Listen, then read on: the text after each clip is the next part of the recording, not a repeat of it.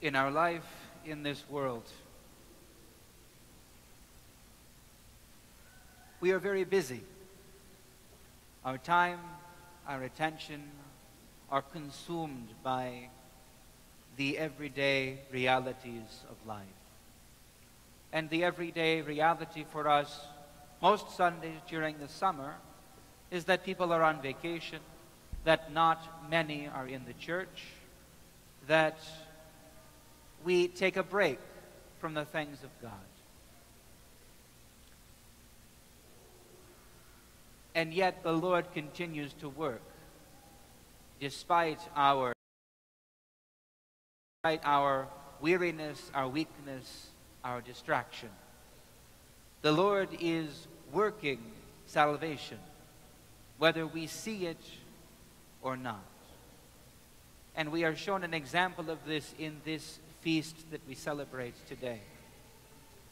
A feast which oftentimes would not even be celebrated if it did not fall on a Sunday. This feast of the birth of John the Baptist. And for all that his birth is accompanied by many miracles, it still seems for us to come into the church and hear accounts of miracles every day, almost an everyday matter. So sure, his father was serving as a priest, and to his surprise, an angel appeared and told him that although he and his wife were aged beyond the age of childbearing, nonetheless, they would have a son. Indeed, it was so that the angel said that this son would be the herald, proclaiming and going before the Lord himself, entering his creation.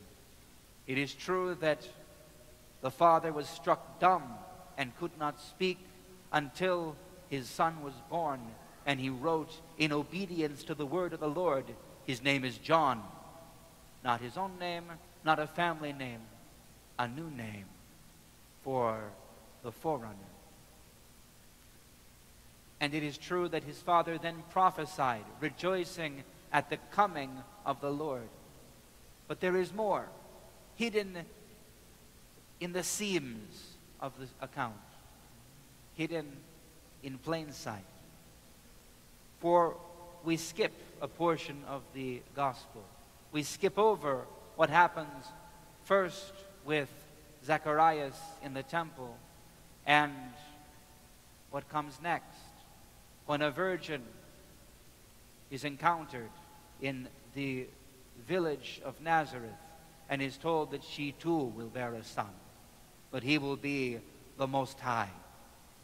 And after her pregnancy is announced, she goes and stays with her relative, with this Elizabeth, as she is pregnant.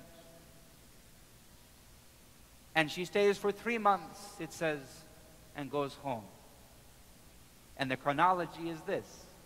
Mary goes as soon as she conceives on March 25th. And she goes and stays for 3 months with Elizabeth, her relative, which brings us March to April, April to May, May to June, and this the 24th. About 3 months.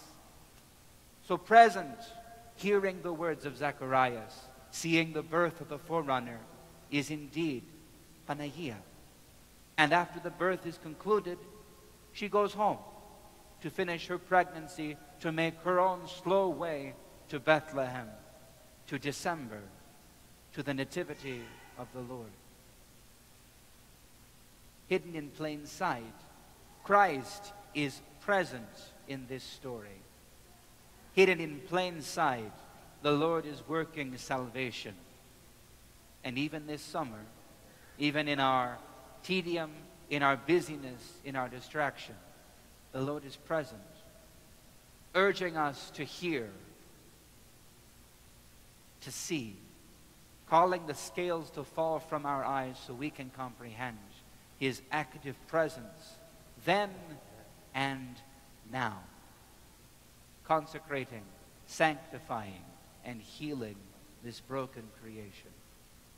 The forerunner cries out today as an infant and proclaims that Christ is come. And Christ himself present in the womb of his mother, is already working salvation for us. Therefore, let us stand, let us rejoice as we continue the divine liturgy.